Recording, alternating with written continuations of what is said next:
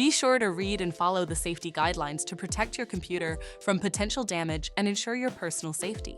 For more information about safety guidelines, see the owner's manual at dell.com/support. Before you begin, turn off the computer and disconnect all the attached peripherals.